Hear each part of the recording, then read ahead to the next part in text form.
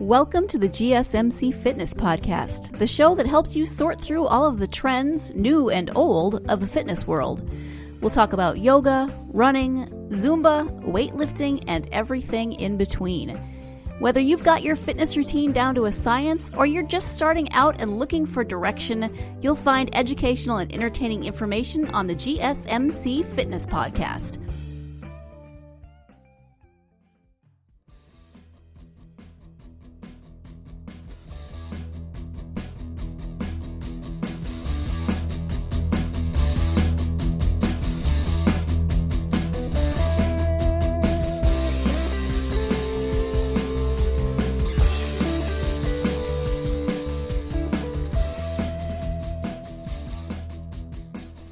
Hello, everyone. Thank you for tuning into the GSMC Fitness Podcast, brought to you by the GSMC Podcast Network.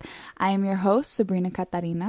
I hope everyone had a good weekend so far and is ready to start crushing their fitness and health goals. Before we get into it, I want to start out by saying that if you're tuning into my fitness podcast, I want you to know that I am here to make your life and your goals easier for you, regardless of if you're just starting out or already educated on different fitness and health subjects. I know there's a lot of different things being thrown at you from the fitness industry, and I will always be honest with you no matter what we're talking about. I'm not going to give you fitness terms that you may not know or try to confuse you. I really do want to make everything as easy and simple as possible. Because in reality, I think when people are approaching different health goals, it seems so much more difficult than it really is, and so much more confusing than it honestly needs to be.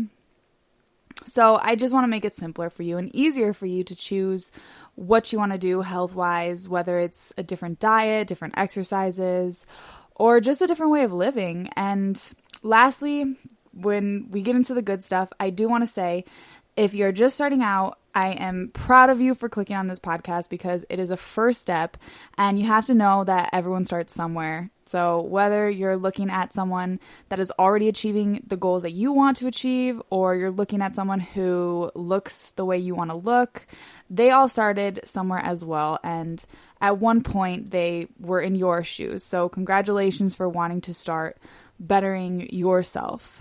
So to give you a snippet of what we'll be talking about today, first we're going to get into a very common and sometimes problematic concept in the fitness world, and that is weight. More specifically, we'll be debunking the question of whether or not weight is a good measure of your health, and also if you are achieving your weight loss goals or not. Then we'll get into some common diets that are pretty mainstream today. We'll talk about the Keto Diet. I'll explain to you how it works, some pros and cons, and also if it's right for you. And then we're going to look at intermittent fasting, which is another type of diet. And this one I don't think is as common or as popular in mainstream media or the fitness industry, but this one I do think is perfect for a lot of people, so I'm going to go into detail about that as well. And then the main course and my favorite part of today's podcast, which we're saving for the end of the show, is something that you definitely want to stick around for, because regardless of what you're trying to achieve fitness and health wise, this is something that is definitely going to help you. So stick around for the end, because I will be giving you a list of some fitness devices and applications that will help you along your fitness and health journey. Again, whether you want to build muscle, lose weight, lose fat, eat healthier, or just feel healthier in general, I use all of these things that I'm going to be listing to you, and they are really what keeps me motivated along the way through everything. So let's get into it and talk about weight. I think the main goal of most people is to lose weight. However, I do think that a lot of people kind of confuse losing weight with losing fat. And I know most people, when they want to lose weight, they really want to lose fat. And the thing is, when you're measuring your weight and weighing yourself, you're not just seeing fat loss. You are seeing weight loss, which can include so many different things that I think a lot of people don't realize, like water weight loss, muscle mass loss, even bone marrow loss. And yeah, it's possible, and it's actually very common as we age. So you're losing a lot of things that aren't just fat. And obviously, you know, most people are, when they want to lose weight, they're wanting to lose the fat. They're not wanting to lose muscle mass. That's a big one. The main goal should be to keep muscle mass while losing fat. And when you're just weighing yourself, as I said, you're just seeing so many things, and it's not really measuring your actual goals and if you're actually getting somewhere. And it can actually be a negative thing, because you might be seeing all this weight being lost and thinking what you're doing is working, when in reality, maybe you just lost a lot of water overnight. Maybe, you know, you just didn't, or you did go to the bathroom that day and that's what you lost. There's just so many things that can kind of confuse you when you're just focusing on weight.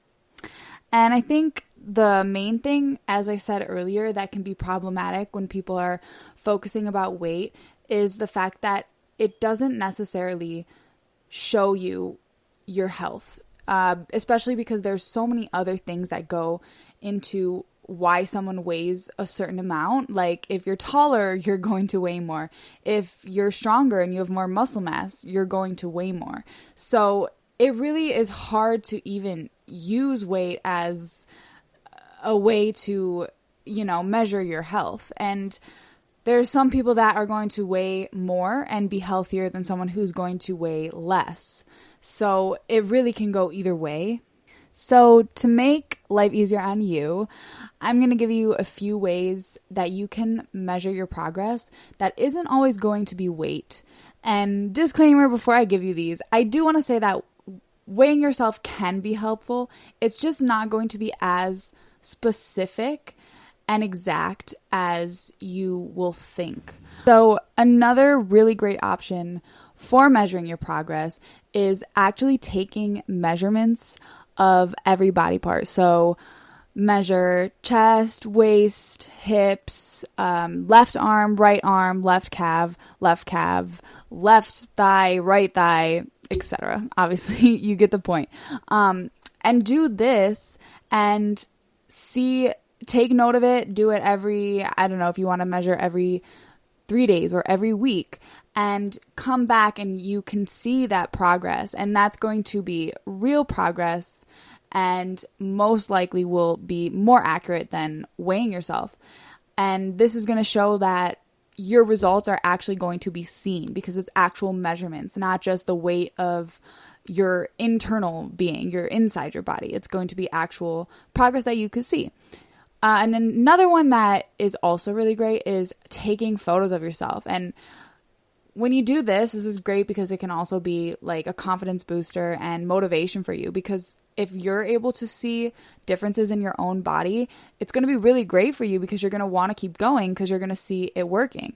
And I want to say with this strategy, you also have to be patient because you're not going to see results right away. But when you do, it's going to be worth it waiting. And also it's going to be worth all the photos that you take in.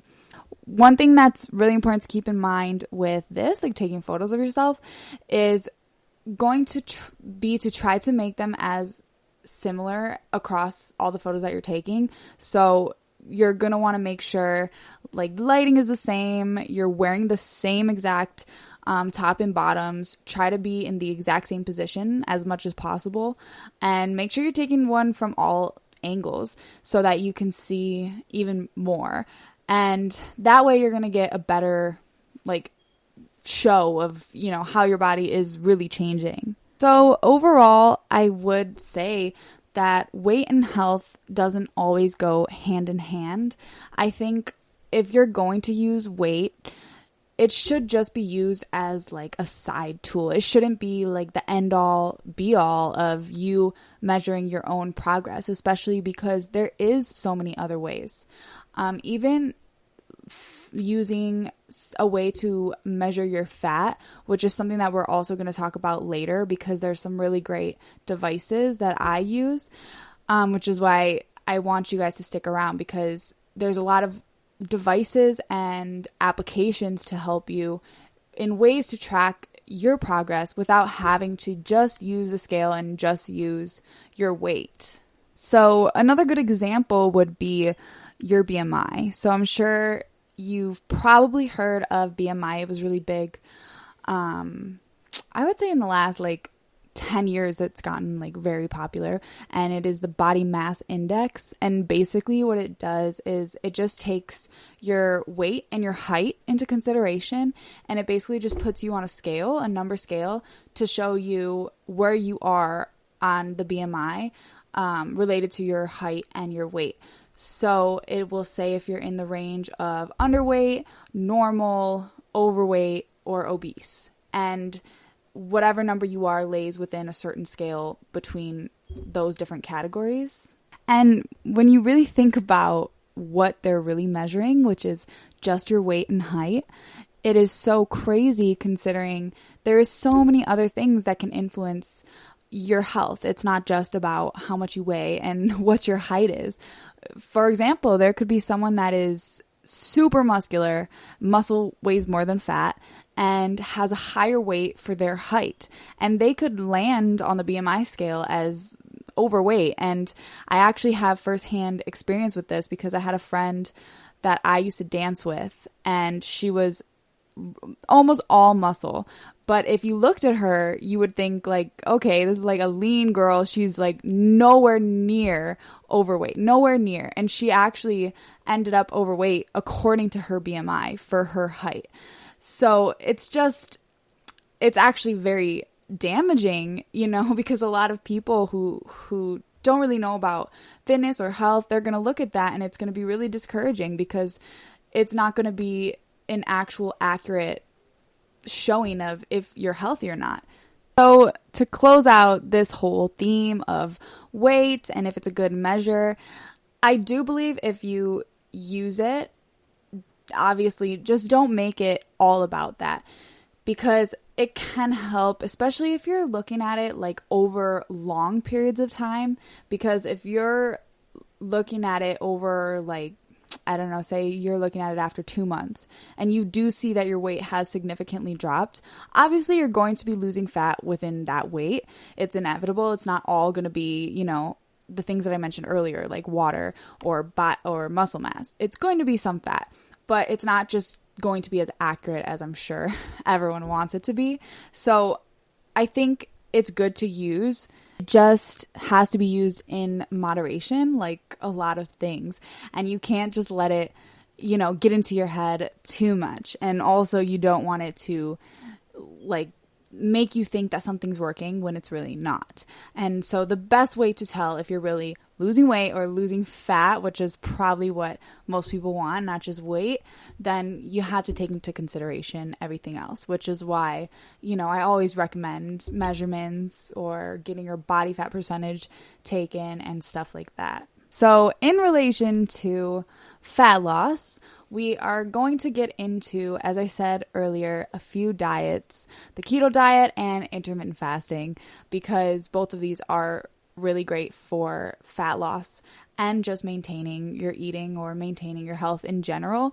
So we're going to get into that in a few minutes, because one of the main things I think people think when they start their fitness journey is that they have to go exercise and they have to be all about working out.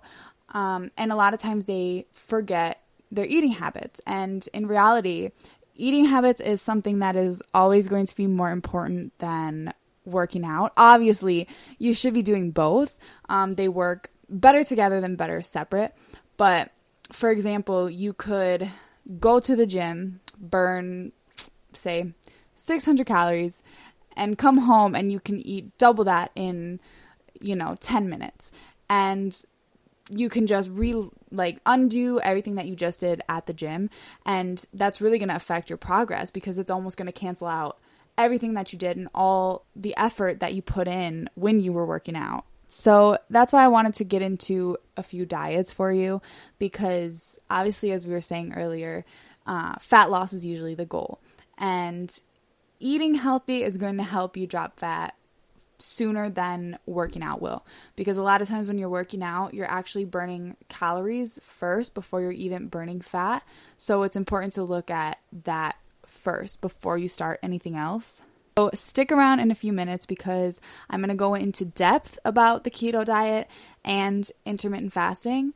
I'm going to tell you everything you need to know, how you would do it, and also I'm going to kind of give you a little explanation of what type of person each one would be good for, because that's important to remember as well, is that everyone's different. Everyone has their preferences. So I thought that if I could really get into depth about it, you could understand a little bit more about both, so you know which one would be better for you. And just basically which one is going to help you to more efficiently and obviously faster to meet your goals. And if you want to lose fat, or you just want to eat healthier, or find a way to make it easier for you to eat in moderation. So stay tuned and we'll be back with that right after the break. Do you want to be healthier, yet you just don't know what to do? All these shows telling you this and that, but nothing seems to work. Well, listen close. Golden State Media Concepts has got something great for you. The Health and Wellness Podcast, dedicated to workout trends, healthy eating habits, diet, and everything about healthy living. Join us in our banters as we help you not just live life to the fullest, but live it to the healthiest.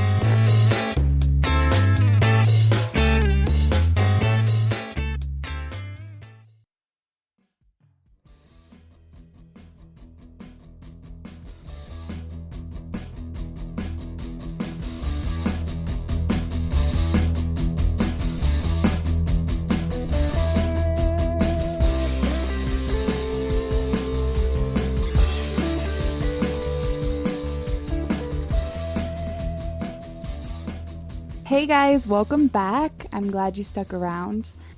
Before we get into this segment, I just want to remind you to stick around for the end of the show, because I'm going to be giving you my list of the absolute best and things that you need to start your fitness journey. There are going to be some applications and some devices that are really, really important and are going to help you along the way.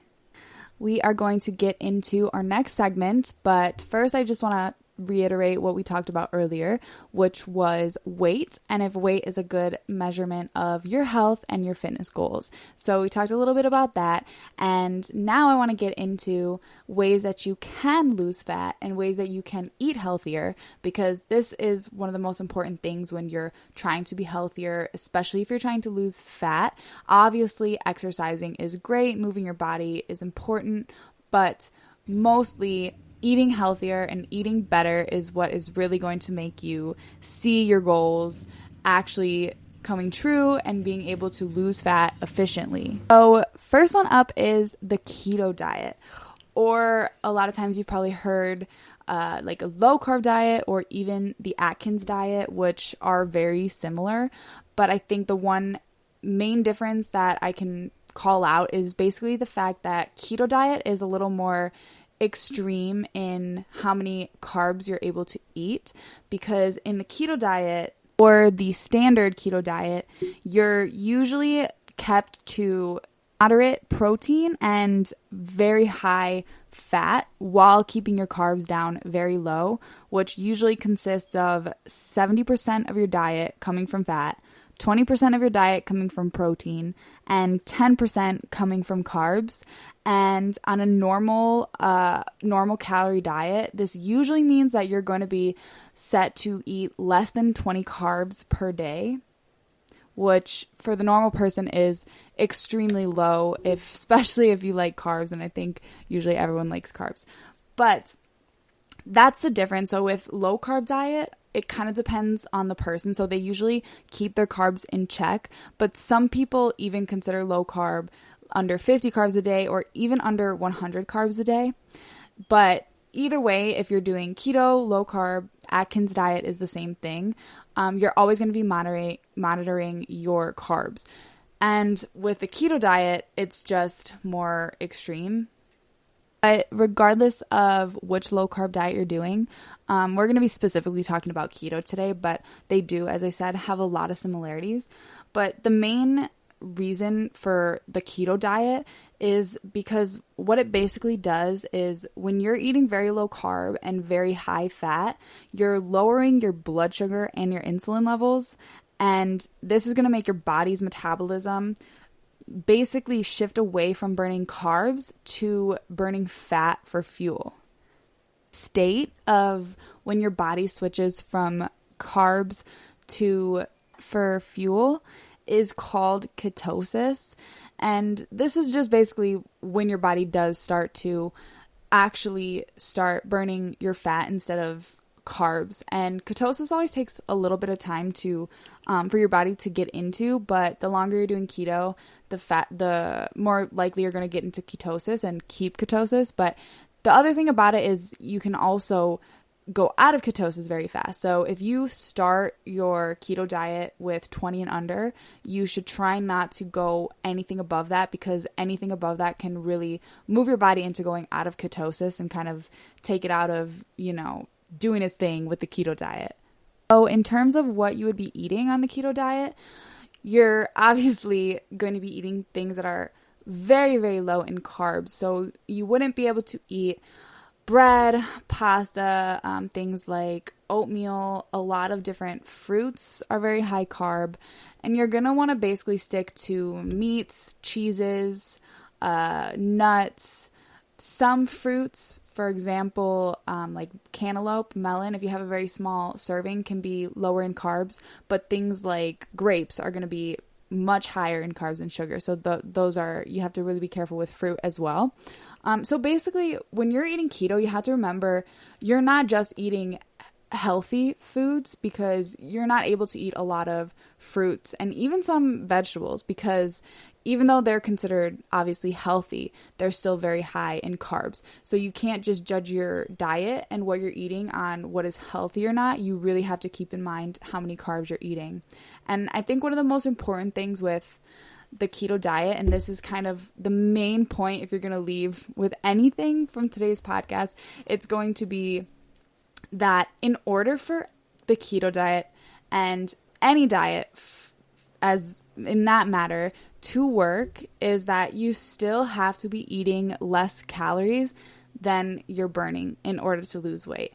And this is the one thing that many people make that mistake. And that's actually a big reason why some people, swear by certain diets like the low carb or the keto diet. And then also there's other people that say it never worked for them or they gained weight on it.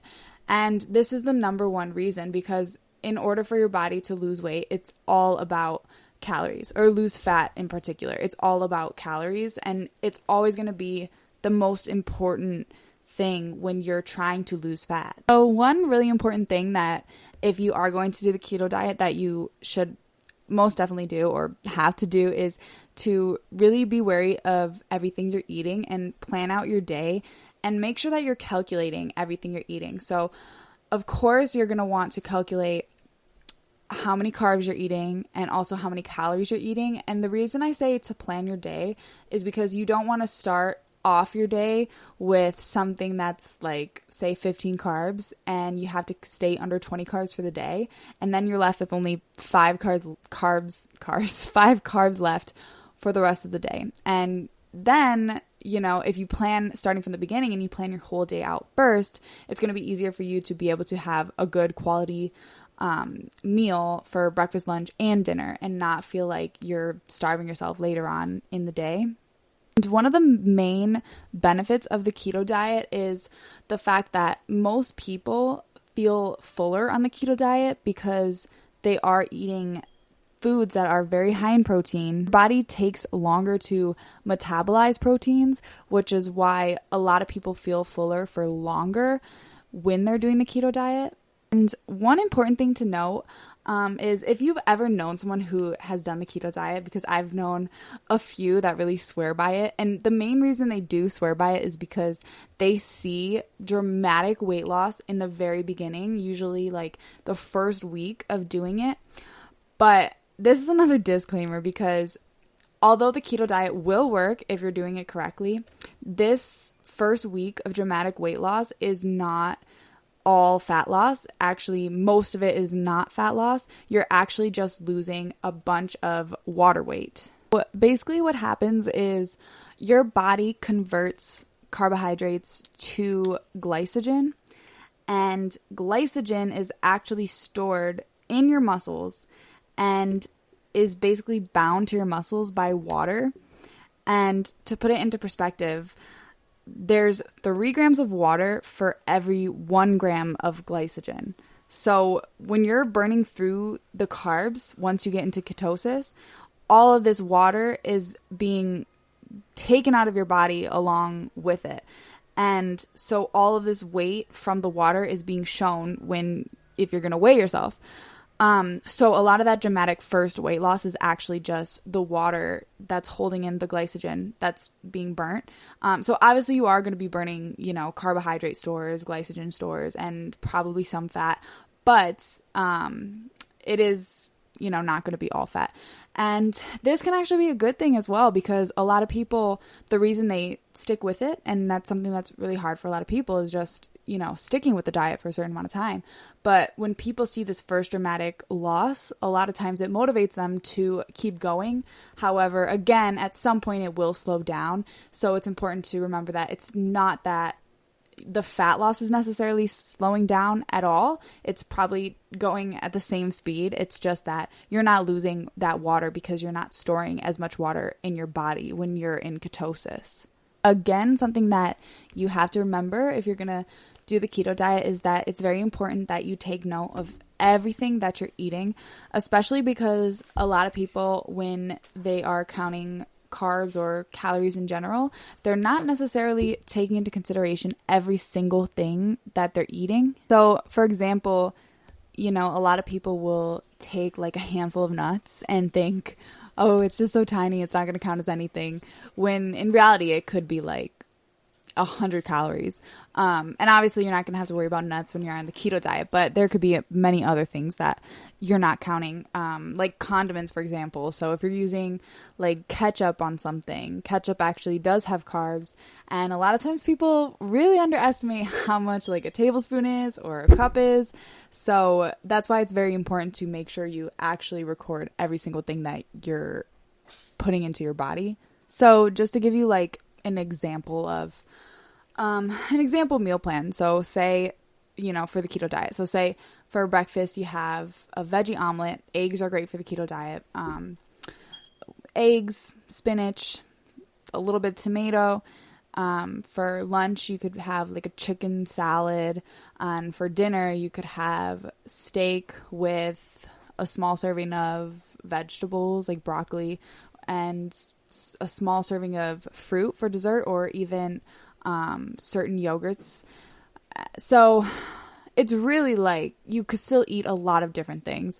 So to get into, what types of people would be good on the keto diet would be, first off, because I personally think the most important thing when starting a diet is going to be choosing one that is not going to make you miserable. Choosing one that you're going to be able to do and you're going to be able to do long term and not give up after a certain amount of time. So basically one that's sustainable for you. So if what I just mentioned, meal plan, would be something that you could see yourself eating. So eggs, fish, meat, some fruits, some vegetables. If you would be okay with eating that for your day, then it could be good for you. Another thing I want to point out is if you are a vegetarian, that's going to be a little difficult to do keto because the meat is usually your main source of protein and main source of what's going to keep you full throughout the day. So that's something else to take into consideration.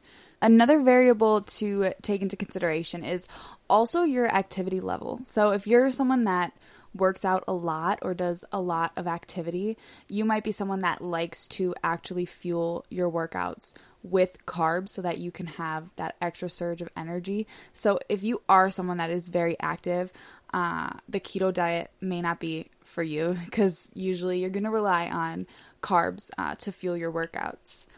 So I guess when you're considering, the keto diet, take all of these variables into consideration.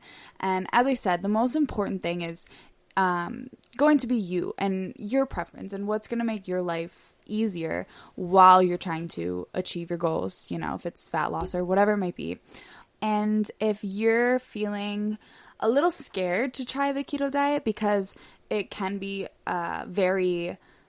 basically just a dramatic change for most people, because a lot of people actually just eat so many carbs throughout the day.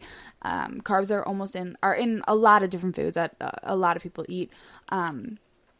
So if that's a reason that you're kind of hesitant towards trying it, you can always start slow. So if you wanted to start with, for example, less than 100 carbs per day and then move down from there. So like say in a week, you try to cut that in half and try to go to the 50 and try to get into ketosis slowly until you do hit that under 20 mark. It can be definitely easier for you to see how it's going to go, before you actually take it to the extreme. That's another way to do it. But as I said, just keep in mind you and try to really think about what you need in your life, what's going to be easiest for you. And also, it's not the end all be all if you don't want to try keto diet, because there are so many other ones, and we're going to talk about intermittent fasting, which is a really cool diet because you could even consider it not even a diet, more a way of eating, because it's not restricting your food. It's just restricting the time frame in which you eat your food. So we're going to get into that if it sounds confusing. And I also want to say that this is actually the diet that I have been doing. I don't even like calling it a diet. I like just calling it a way of eating. But I've been doing it for years and years. I honestly don't even know when I started. I would say maybe 3 years ago. And I swear by it. For me, that doesn't mean that, you should try it, because, keto could be good for you.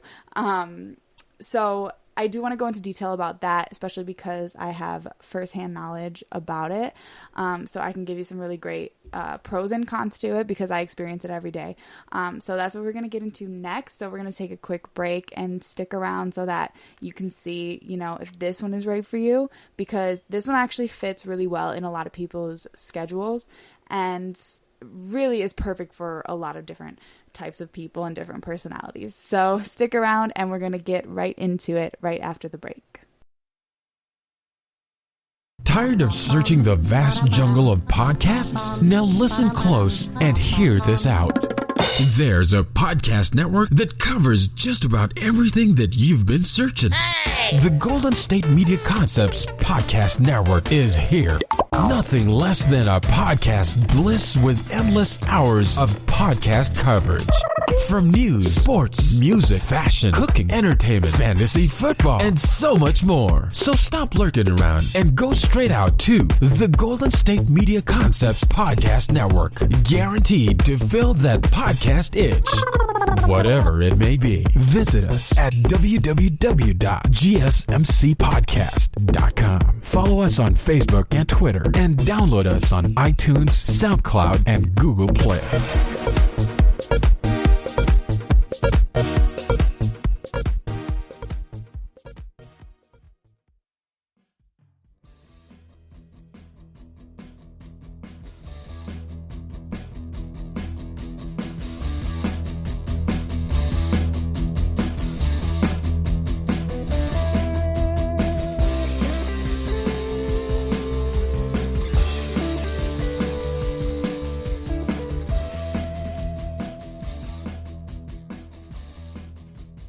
Welcome back, guys. I'm so excited that you're still here because we are moving on to our next diet. Right before this, we talked about the keto diet and the pros and the cons and which types of people should try it, which types of people it might not be so good for. The reason I'm excited for this next diet, which is intermittent fasting, is because this is actually the diet or the way that I eat. And honestly, the reason I started intermittent fasting, and I actually don't think you could even call it starting it, because my whole life, I always ate the same way, which was I never liked eating breakfast. And all my life I was told, you have to eat breakfast. You're gonna be tired if you don't eat breakfast. Breakfast is the most important meal of the day. I'm sure you have heard this at some point in your life. And I really never understood, because I always thought it was more of a preference. And I always thought, how does anyone else know what my body's feeling or what my body needs? Because I knew that when I ate too early, especially if it was like an actual full meal, I would just feel horrible and sick. And when I wake up, I have a sensitive stomach, and I always need to like let my digestive system get ready for the day before I just start filling it. So I've always eaten this way. I've never eaten breakfast from since I can remember. Probably when I was little, I was forced to eat breakfast, but I would say like all through high school until now, I never ate breakfast. I just ate my first meal like later on in the day, and that was just how I felt comfortable. And I also felt comfortable eating later on in the day because I always get hungrier later on at night than I do in the morning. But yeah, that's just how I ate. That's how I always felt comfortable. And this is the exact, basically what intermittent fasting is. There's different ways to do it, but one of the main ways is to basically just restrict the time in which you're going to eat. So the time frame in which you eat. So for example, the way I would intermittent fast, it's a tongue twister, would be to make the time frame where I eat starting later in the day. So say I wake up at 10 a.m. I don't eat until like 3 p.m. usually. So that's 5 hours after I wake up. So I usually restrict till like 3 p.m., sometimes later, sometimes even till like 5 p.m. And then I'll eat all the way until like 12 p.m. So basically, on a normal day, I'm restricting my food intake between about 7 or 8 hours. And this is basically the concept of intermittent fasting, is just restricting the time frame. So it doesn't have to be that you eat from, 4 p.m. to 12 p.m. at night, or 12 a.m., sorry. It could be that you eat your first meal right when you wake up. So say you eat at 10 a.m., but you stop eating sooner. So say you stop eating at 6 p.m., which would mean you're having your intermittent fasting eating window from 10 to 6, which would be 8 hours. So you're basically just closing the time in which you can eat your full day of meals. And throughout this time, you can eat at any time inside that time frame. And basically the reasoning behind this is because as we spoke about earlier, was that with the keto diet, the way that it's going to work is only if you're eating less calories than you're burning. And eating less calories does not necessarily mean you're eating healthier food. It's always important to try to eat healthier food. It's going to make you feel better. It's going to make you better physically, health-wise. But the most important thing is going to be calories. And a lot of times it has to do with your actual portion size and food intake. So when you're eating in a longer time frame, it's more likely for you to be eating more food. Whereas if you're going to, for example, like me, start eating later in the day, it's almost going to be cutting off one of your meals, and it's going to be forcing you to eat within a smaller time frame, and it's going to be more likely that you're going to be intaking less food. Or if you stop eating earlier, you're going to have to eat your meals earlier in the day, all within a shorter time frame, and you're most likely not going to be able to eat as much if you were to extend that time period for the rest of your day.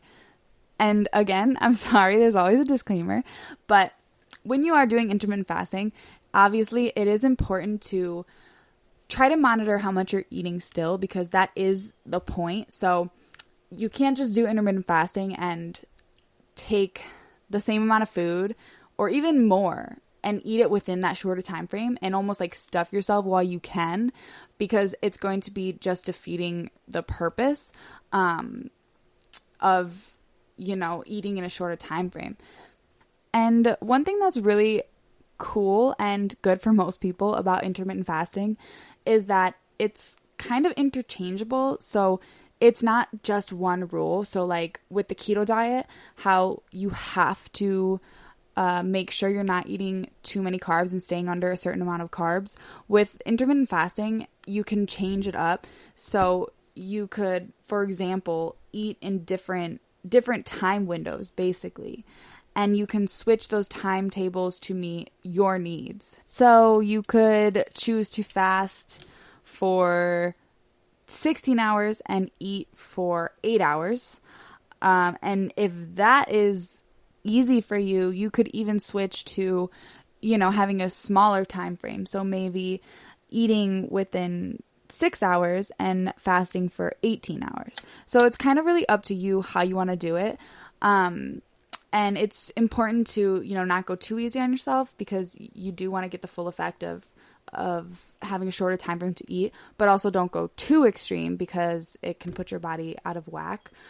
And there's also another way that you can do intermittent fasting, which I have personally never tried, but I've always kind of wanted to. Maybe I will, and check back in with you to see, to kind of see how it went. But there's another way to intermittent fast where it's not by day. So you're not just fasting in a certain amount of hours, but you're actually fasting certain days. So basically what you would do is take certain days of the week where you eat less calories than normal.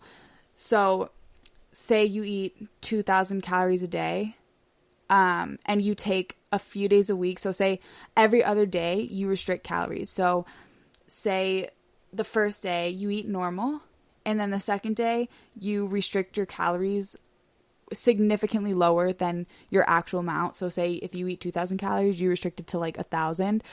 Some people restrict it to less than that, which I wouldn't recommend. But I would say if you keep it to 1,000, that's still very low.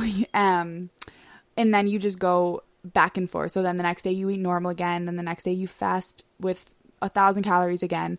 And you're obviously not fasting in total. Like, you're still eating, you're just restricting your calories rather than restricting the time frame. And this one actually, I know a lot of people really like as well. Again, I've never tried it, but it sounds like something I definitely would want to look into. And one thing I would do want to mention is that, because we are going to talk about, what types of people would do good at intermittent fasting, and if it's right for you. And so one major thing that I like about intermittent fasting is if you're someone who obviously like me, who already doesn't like eating early on in the day, it can really be good for you. Or someone who doesn't like eating late at night, it can be really easy for you to transition into it because you're almost kind of already used to that type of lifestyle. But another really great thing about intermittent fasting, and which is why it's really good for a lot of people, is if you are someone who has a very busy lifestyle, or you're very busy with work or children or whatever it might be, it's really easy when you don't have to worry about your meals for a longer amount of time, especially if you're someone who's going to restrict during the day. I know one thing a lot of people have stress with, especially if they're trying to eat healthy, is having to plan their meals ahead of time and bring them with them to work rather than just grabbing something out or eating fast food. It can be really stressful, and you really have to plan it out. But with intermittent fasting, you're able to not worry about your food until later that day. So you could even wait until if you work during the day, like wait until you're home to even start worrying about cooking or preparing your meals. And you don't have to worry, basically, throughout your whole day about what you're going to eat and when. So if you're someone with a busy schedule, it can actually really make your life easier along with your eating habits. And one reason why I think a lot of people shy away from intermittent fasting, because I've actually mentioned it to other people close to me as an idea of like something they could do because they wanted to start eating differently, eating healthier, trying to monitor calories and stuff like that. I mentioned it, and one of the things that they first said was I would never be able to do that. Like, I would get way too hungry. Like, I need to eat. Like, I know my body and all that stuff. And I know that's another reason why a lot of people, shy away from it. But one thing is that when you train your body a certain way, so think of it as, I'm going to give you a little metaphor. So when you work out and you train your legs, and you train your legs, 3 times a week, and you do it for half a month, you're going to be stronger. You're going to be able to do more things. You're going to feel how much stronger you are because you're training your body to do that. That's exactly what you're training your body to do. And you can also train your body to function differently when you change how you eat, because you're training your body to eat a certain way. So when you restrict your eating from, whenever you want to, obviously like intermittent fasting, a shorter time period, you're going to train your body and it's going to know when it's going to eat, and you're going to stop getting those hunger pangs until your actual designated time when you normally eat when you're doing intermittent fasting. So of course, for some people, it's going to be tough in the beginning because you might get hungry outside of your time frame. So you might get hungry too early if you're restricting to later in the day. Or if you're going to stop eating earlier, you might get hungry at night, later in the day, after your time frame is up. But if you stick through it and you keep doing it, after about a few weeks, sometimes less, because for me, as I said, I didn't get hungry in the morning anyways, but I started getting hungry later and later and later because my body just got used to it. And this happened within like the first 2 weeks of like actually understanding what intermittent fasting was. Because like I said before, I would technically intermittent fast, but I didn't mean to do it and I wasn't doing it. And when I found out that I was kind of basically already doing it, that was when I actually set myself a time. And at first I got hungry when I normally would, like midday. And then I just started to go later and later and later because I just got used to that. And my body understood what I was doing and how I was feeding it. So if that's something that's scaring you away from it, just know that your body is very able to adapt, and it will adapt. So that's something to keep in mind as well. But again, when you're choosing a diet, it's mostly important to just do what makes you feel comfortable. And I always say, it's important to try everything, because you could try intermittent fasting and think it's the best for you, and you do it for years. And then you randomly try keto and you're like, oh, this is so much better for me, or vice versa. So in my opinion, obviously you're going to have an idea of what's for you and what's not, but it's always good to try as well. And I think intermittent fasting is one that's really easy to try because, like I said, you're not actually changing what you're eating. You're literally just changing when you're eating it. So a lot of people take an interest to it because of that, because you're not being asked to stop eating certain things. So like, whereas with keto, you're asked to stop eating bread and you have to stop eating bread and pasta. And with intermittent fasting, you're asked to just eat in a different time frame. So I guess it just matters what's important to you. So if the actual food and eating carbs is important to you, then obviously keto probably isn't for you. Or if when you eat is important for you and you have to eat at certain times, or you have to eat throughout the day, then intermittent fasting probably isn't for you.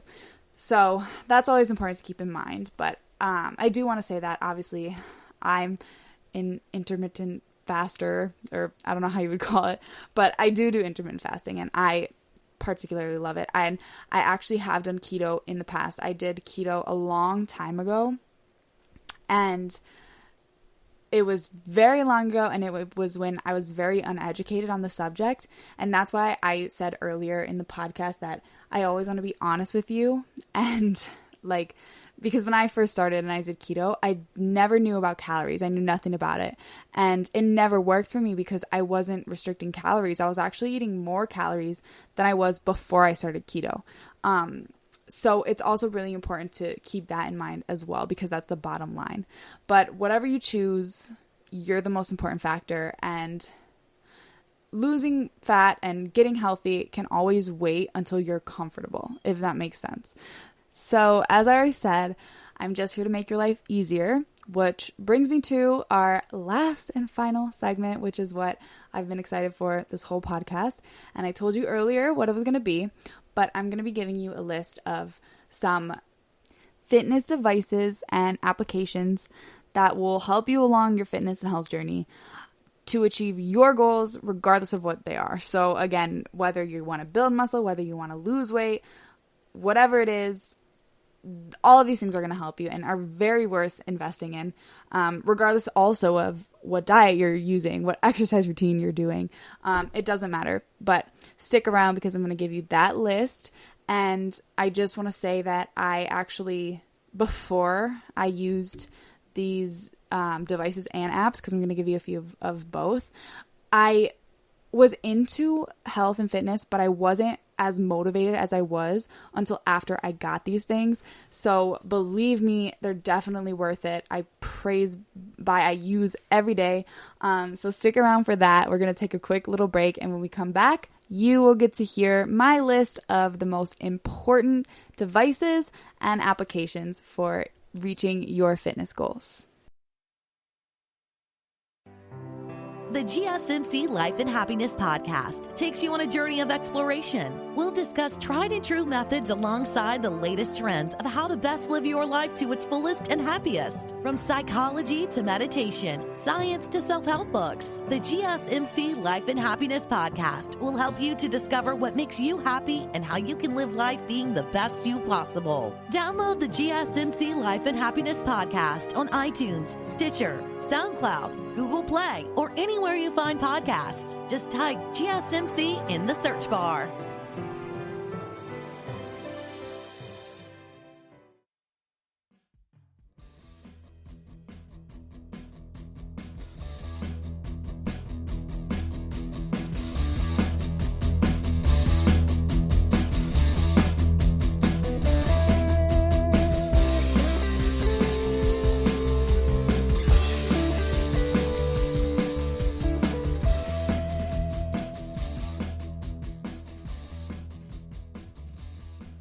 Welcome back to our final part of this fitness podcast.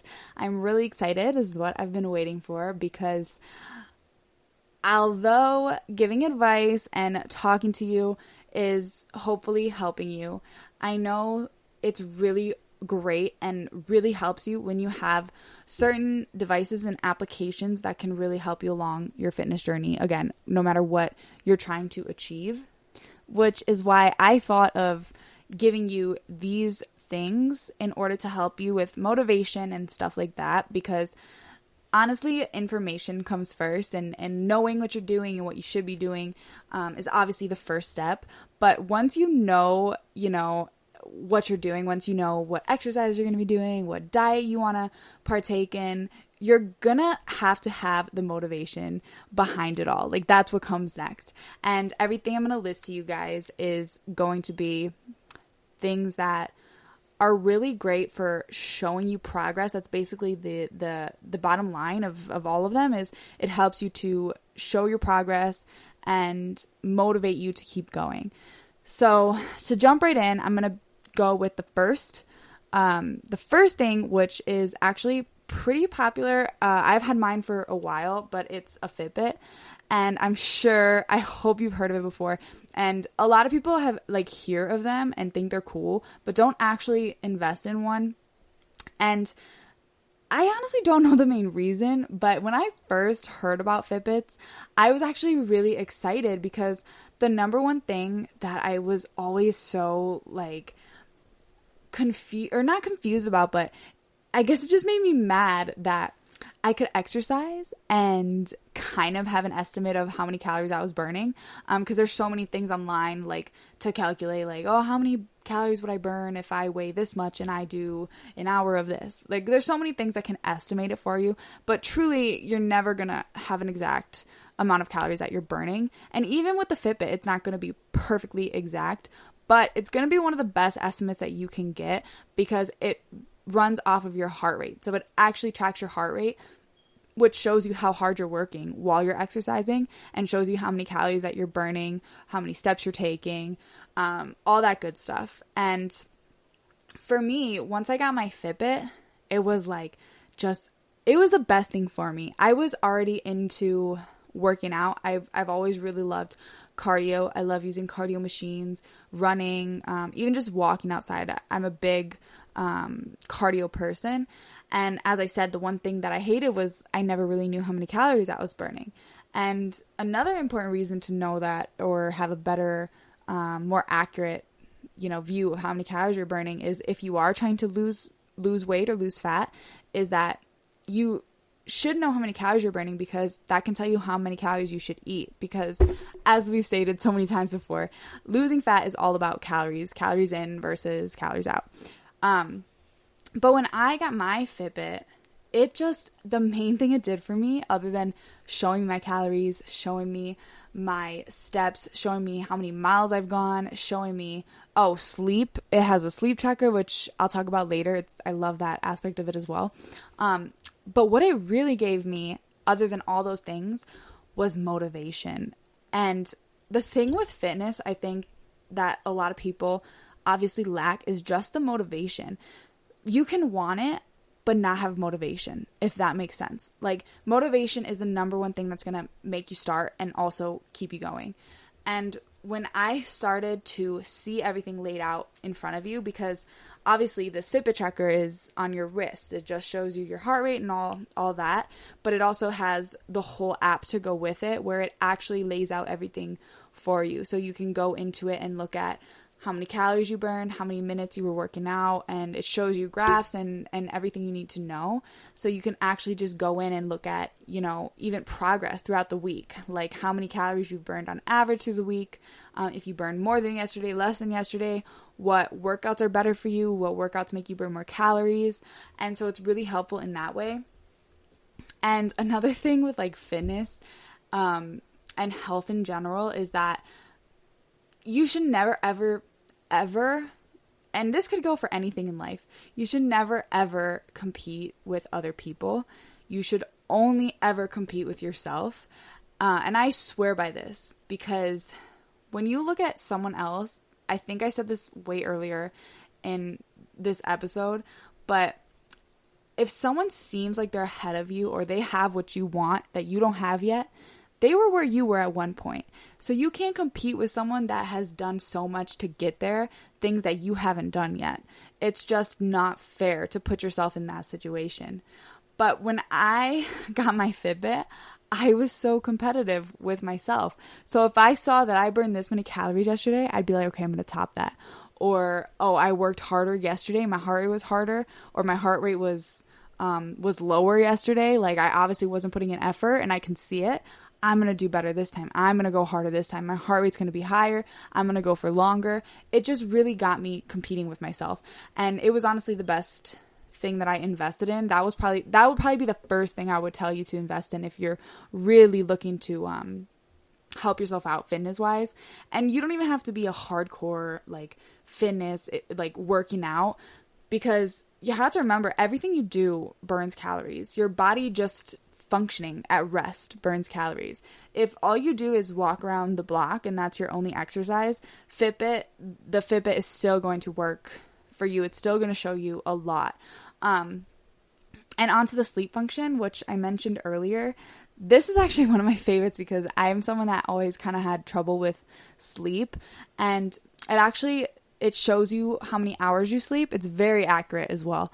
And it shows you also like how long you were in your REM sleep, which is your recovery, when your body recovers, and also when you're dreaming, and it shows you how long you were in light sleep, how long you were in deep sleep, and it shows you that next to averages and what it should be. So you can kind of see if you're below average in REM sleep or above average in deep sleep, and it will give you sleep scores to show you how well you slept that night. And it takes into consideration times that you were awake and stirring at night and stuff like that. And that really helps because you could see, like, if you're trying different things to help you sleep, you could see if they're working or not. Because if one night you try, something different and your sleep score goes up or you're sleeping longer, you can kind of attribute it to that and you can see what's working out for you. So the first thing I would tell you to get, if you're wanting to start fresh or just get a little more help for your fitness or goals, whatever they may be, Fitbit would definitely be the first thing. And the next thing I want to recommend is actually an app, and it's called MyFitnessPal. And this is actually totally free. However, if you want to get some different things within it, you can pay more. But I honestly just have the free version. Like, if you want to get more specific things out of it, you can pay more. But again, basically what it is it helps you track your food. So this is, as I was saying earlier when we were talking about diets, the keto diet and intermittent fasting, I really made a point that it's very important to still track your food. Even if you're just doing intermittent fasting, you still need to have an idea of how many calories you're eating, how many carbs you're eating, especially if you're doing keto, how much fat you're eating for keto. And in general, it can really show you a lot. And it can help you, eat things in moderation that if you want to, like say you want to cut down on salt, on sodium, you can also keep track of that. You can keep track of basically anything and macronutrients. And it basically has any food that you could possibly eat. So you just search your food that you're eating and it will log it into your daily calories or your daily carbs or whatever you're tracking. It tracks everything at once.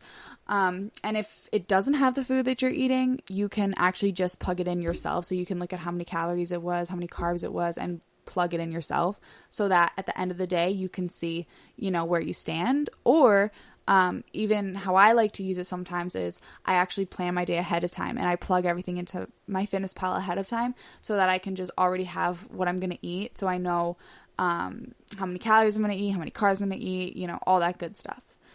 So that's definitely one that's really important and really easy to get considering it's free. Everyone loves free. And the last one, and this one is very, very cool. And this one is something that I invested in recently, which is a smart scale. And basically what a smart scale is a body weight scale, which also tracks a bunch of other things. So it's tracking not only your weight, but it also gives you your body fat percentage, your muscle mass, your percent of body water, so the percent of water that's in your body, your bone mass, your protein percentage, which is also important to know. It also gives you two different types of fat, so it shows you your subcutaneous fat and also your visceral fat, which basically is like subcutaneous fat is the fat that's stored like under your skin, and visceral fat is the fat that's like around your internal organs, so it separates those two for you. And there's many different ones that you can find. You can actually find a bunch on like Amazon or basically anywhere now. And mine in particular comes with an app that's actually like it connects by Bluetooth. And so when you step on the scale, it's going to give you everything that I just listed in the app. So you're going to be able to see all those things, and it can also show you it in graph form. So you can see over time what your weight is looking like, over time what your body fat percentage is looking like, if it's going lower, if it's going higher. And this is so great, especially because the first part of the podcast we talked about weight and how weight is not always a great measure of your health or if you're achieving your goals or not, because the main thing most people mean when they lose weight is to lose fat, as we said earlier. And this can literally show you if your body fat percentage is going down, not just your weight. So it's basically solving that problem that we were talking about earlier on. So I really recommend trying out all three of the things that I mentioned. No excuse for my FitnessPal, it's free. And then obviously the Fitbit. And just to give you a price point, Fitbits usually go for, I think the cheapest one would be, I believe, like $89. And I think they go up to like $250, something like that. And so it depends on like your price range. But all in all, even the cheapest one is still going to be very, very great for you because it's still going to have like a good accuracy. But if possible, I would recommend getting a more expensive one just because the accuracy is going to be a little bit better. And then the smart scales or body fat scales, I actually got mine for, I believe, like $40 something or $50.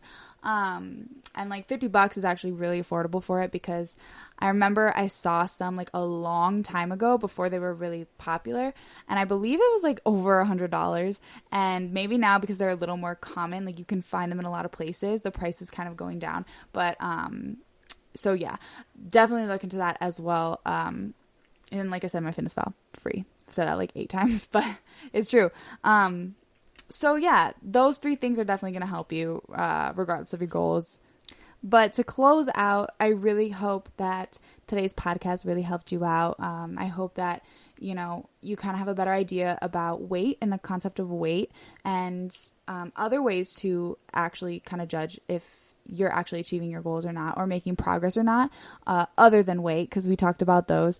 And then we talked about keto diet and intermittent fasting. So I hope, you're able to see if you could try one of those or even both of those. Like, it's good to try everything. And then obviously, again, I hope you really take into consideration trying to get some of the devices and the app that I mentioned. And I just want to say thank you so much for listening to GSMC Fitness Podcast, brought to you by the GSMC Podcast Network. And I would love if you'd remember to subscribe to the show so that you can come back and listen to me more and hopefully get a little more educated on some different things that we can talk about. And subscribing always helps us, and a nice review always helps us. And if you can follow on Facebook or Twitter or Instagram, we would also love that as well. And I would love that. So I hope everyone has a great night, and I look forward to seeing you on the next podcast. You've been listening to the GSMC Fitness Podcast, part of the GSMC Podcast Network. You can find this show and others like it at www.gsmcpodcast.com. Download our podcasts on Stitcher, Apple Podcasts, SoundCloud, Google Play, and any app where you listen to podcasts. Just type in GSMC to find all of the shows from the GSMC Podcast Network. From movies to music, from sports to entertainment, from business news to weird news, we cover it all. You can also follow us on Twitter and Facebook and listen to these podcasts on YouTube. Thank you, and we hope you have enjoyed today's podcast.